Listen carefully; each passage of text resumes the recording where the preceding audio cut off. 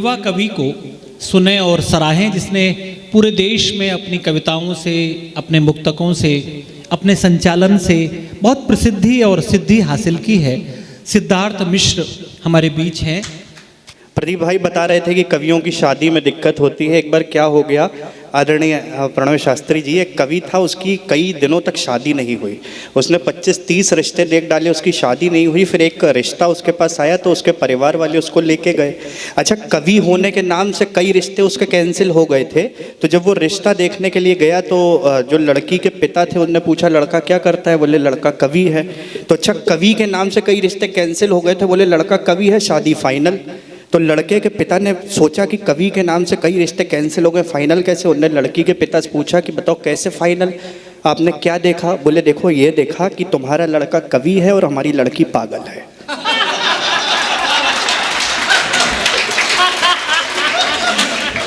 एक बार तालियां बजाइए एक बार, अभी तक वो आनंद मिला नहीं है इस कवि सम्मेलन में जो मिलना चाहिए, है ना। कई बार क्या होता है कि कवि बड़ी लंबी कविता पढ़ देता है, यहाँ तो बहुत सब छोटी छोटी पढ़ता है, कवि बड़ी लंबी कविता पढ़ देता है। एक बार क्या हुआ कि एक कवि सम्मेलन में आदरणीय शिवनारायण भैया, एक कवि ने इतनी लंबी कविता पढ़ दी कि सामने बैठा हुआ एक वीआईपी चल बसा।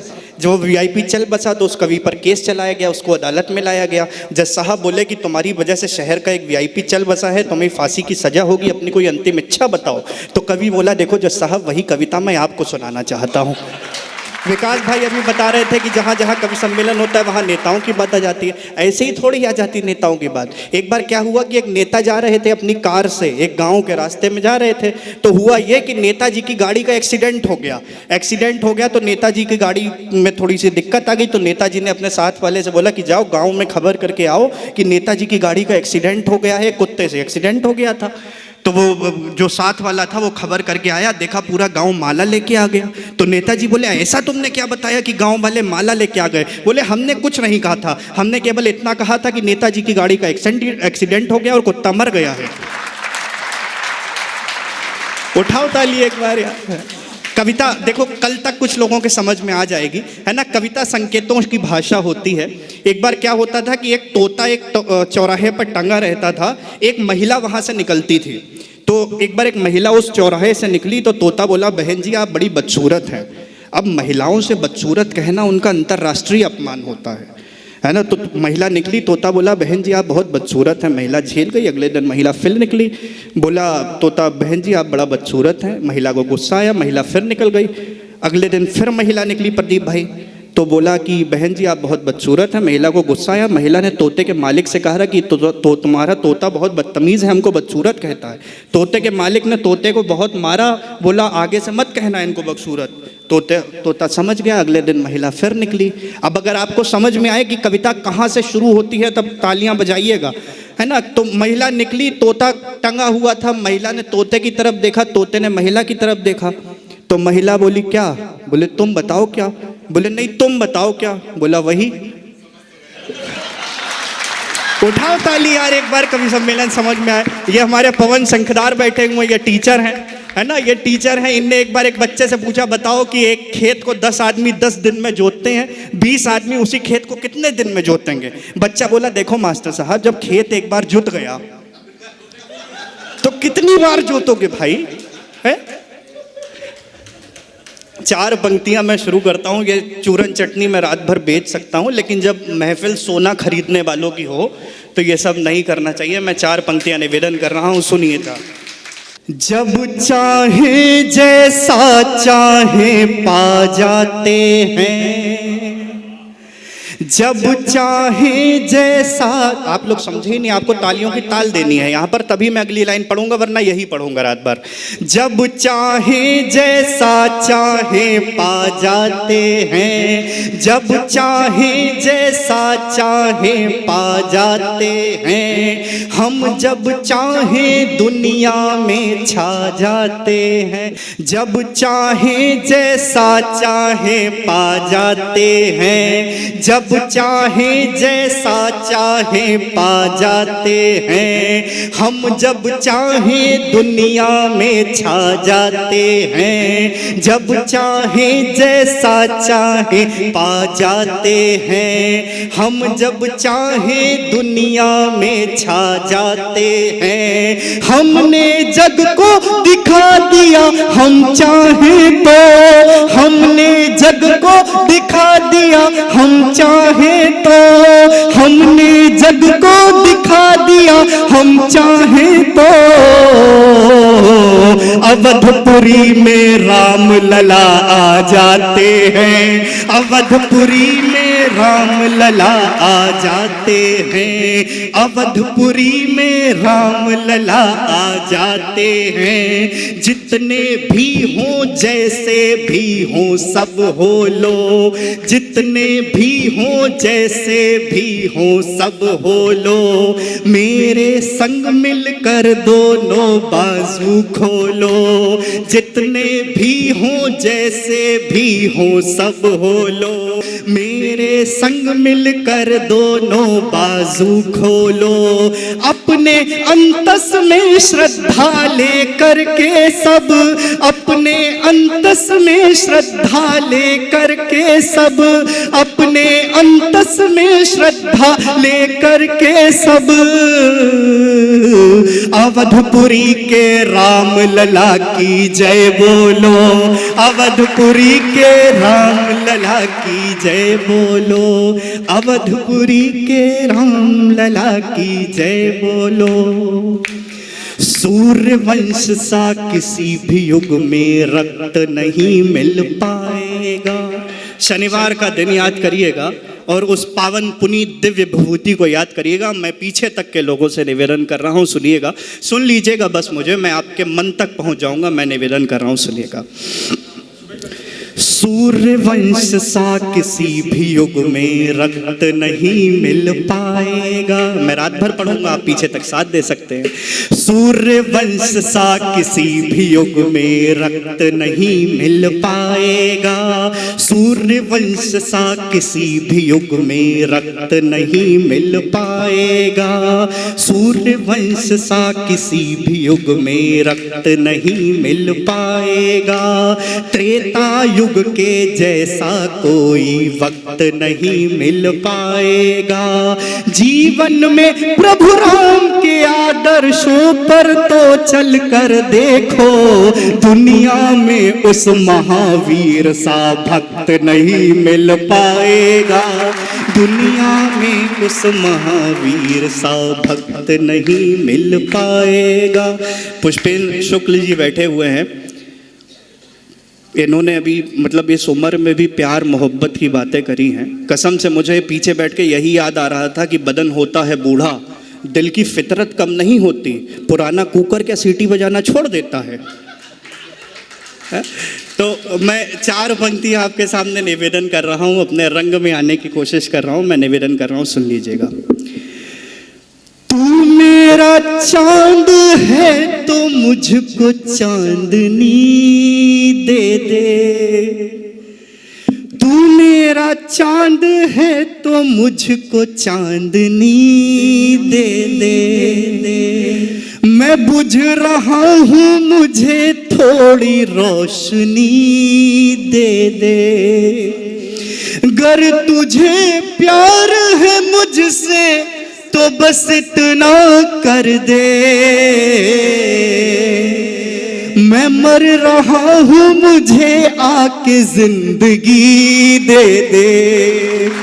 मैं मर रहा हूँ मुझे आके जिंदगी दे दे। अपने सपनों को मार सकता हूँ। ये 4 लाइनें सुनिएगा, आदरणीय अमिताभ अग्निहोत्री जी को समर्पित कर रहा हूं, मैं निवेदन कर रहा हूं, सुन लीजिएगा। अपने सपनों को मार सकता हूं। मैं जिस दिशा में पहुंचना चाह रहा हूं वो राष्ट्रवाद की दिशा है। मैं इन पंक्तियों के बाद उस दिशा में पहुंचता हूं, मैं निवेदन कर रहा हूं, सुनिएगा। अपने सपनों को मार सकता हूं मैं तो सब कुछ निसार सकता हूं, सारी दुनिया से जीत जाऊंगा,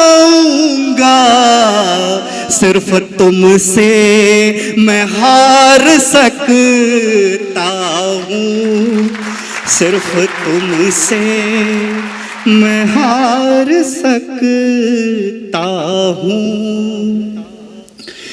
देश के जवान जिन्होंने प्राण दे करके मेरे इस भारत का मान जिंदा रखा है। मुझे 2-3 मिनट और सुन लीजिएगा। मैं उन शहीदों के बारे में बात करना चाहता हूं, जो मेरा असली रंग है, मैं उस रंग में आना चाहता हूं, जिन्होंने अपने प्राणों का रक्त दे दिया तो हमें आज़ादी की भोर मिली। मैं निवेदन कर रहा हूं, सुन लीजिएगा। किसी कवि की पंक्तियां हैं कि या बदचलन हवाओं का रुख मोड़ देंगे हम, या खुद को वाणी पुत्र कहना छोड़ देंगे हम, जिस दिन भी हिचकिचाएंगे लिखने से हकीकत, कलम को तोड़ देंगे और लिखना छोड़ देंगे हम।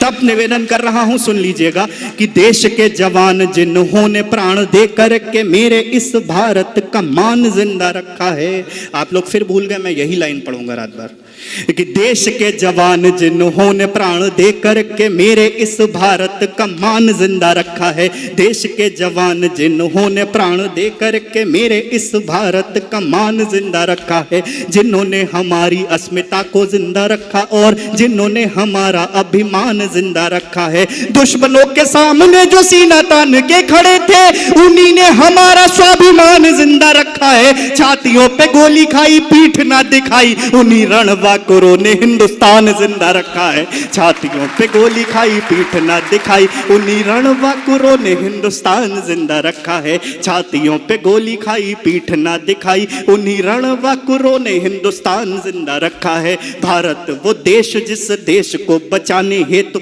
झांसी वाली रानी भी भवानी बन जाती है। यहां मैं महिलाओं को बैठा हुआ देख रहा हूं, इस उनकी उपस्थिति में मैं ये 4 पंक्तियां निवेदन कर रहा हूं कि अगर कोई बेटी या कोई महिला चाहती है तो अंतरिक्ष तक भेज देती है। तब मैं ये पंक्तियां निवेदन कर रहा हूं, सुन लीजिएगा, कि भारत वो देश जिस देश को बचाने हेतु झांसी वाली रानी भी भवानी बन जाती है। शौर्यता की, वीरता की और वो पराक्रम की, मान स्वाभिमान की निशानी बन जाती है। गोरों के लिए वो काल बन जाती और कोई भूल न पाए ऐसी कहानी बन जाती है। शत्रुओं का वक्ष फाड़ रणभूमि में पछाड़ मर्दानी झांसी वाली रानी बन जाती है। शत्रुओं का वक्ष फाड़ रणभूमि में पछाड़ मर्दानी झांसी वाली रानी बन जाती है। शत्रुओं का वक्ष फाड़ रणभूमि में पछाड़ मर्दानी झांसी वाली रानी बन जाती है। भारत के बेटे भारतीयता पे मरते हैं, देश हेतु तन मन धन वार देते हैं।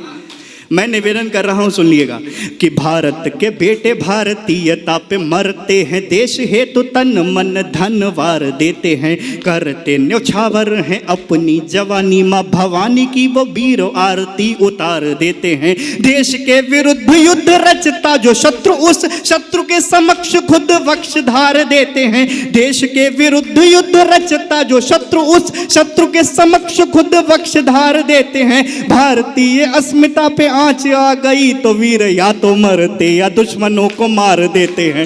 भारतीय अस्मिता पे आंच आ गई तो वीर या तो मरते या दुश्मनों को मार देते हैं। भारतीय अस्मिता पे आंच आ गई तो वीर या तो मरते या दुश्मनों को मार देते हैं। हमको मिटाना जो भी चाहते हैं दुनिया में, 22 जनवरी याद करिएगा और ये लाइन सुनिएगा, कि हमको मिटाना जो भी चाहते हैं दुनिया में, कान खोल सुन ले वो मिटा भी न पाएंगे। जब भी हमारी अस्मिताओं पर वार होगा, हमको बचाने हर बार राम आएंगे। कर कर सारे रावणों का ही विनाश राम, सारे जग के वो भगवान बन जाएंगे। जब जब देश में बढ़ेगा पाप तब तब राम जन्म लेंगे, इस देश को बचाएंगे। जब जब देश देश में बढ़ेगा पाप तब तब राम जन्म लेंगे, इस देश को बचाएंगे। भारत की अस्मिता पे हो गए जो भारत की अस्मिता पे हो गए शहीद, उन वीरों के अमिट बलिदान को नमन है।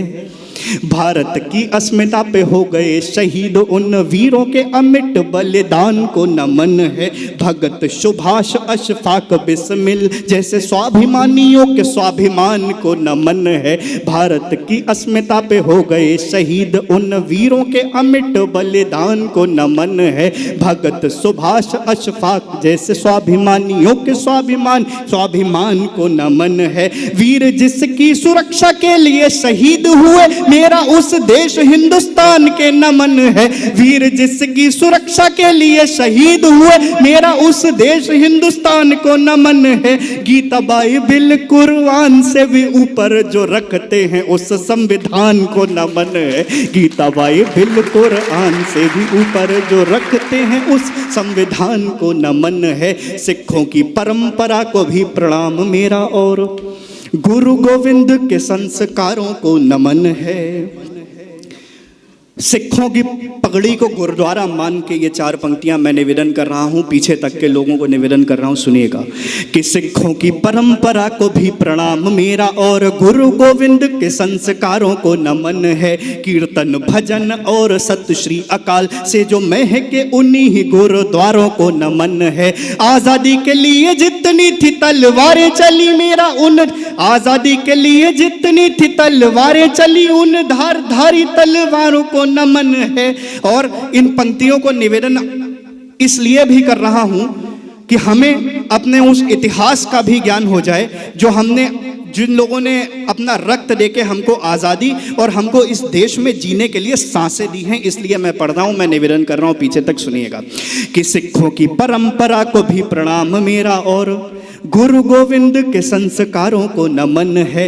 कीर्तन भजन और सत श्री अकाल से जो महके, उन्हीं ही गुरुद्वारों को नमन है। आजादी के लिए जितनी थी तलवारें चली, उन धारधारी तलवारों को नमन है। उन तलवारों को चलाने वाले शूरवीर पगधारी वीर सरदारों को नमन है। उन तलवारों को चलाने वाले शूरवीर पगधारी वीर सरदारों को नमन है। क्यों सबके सब चुप्पी साधे बैठे हैं भारत के अंदर? कोई चुप है, कोई बहरा, सबके सब गांधी के बंदर। क्यों आतंकी अफजल के मरने पर था घनघोर बवंडर? एक वीर मरा तो घुसकर क्यों बैठे हैं सारे घर के अंदर? कहाँ गए जो राष्ट्रवाद की परिभाषा बतलाते थे? कहाँ गए जो खुद को जनता का सेवक बतलाते थे? कहाँ गए जो सम्मान लौटाना खुद की शान समझते थे? नारेबाजी धरना देना खुद की शान समझते थे? अब चोरी करके सीना जोरी सहन नहीं कर पाएंगे, चौराहे पर गोली मारो सहन नहीं कर पाएंगे। चुप्पी साधे बैठे रहना अब कोई उपचार नहीं है। जैसे को तैसा नीति पर क्यों भारत तैयार नहीं है? हमको अब सैनिक परिवारों की चीखें स्वीकार नहीं है। जो सैनिक पर गोली दागे उसको जीने का अधिकार नहीं है।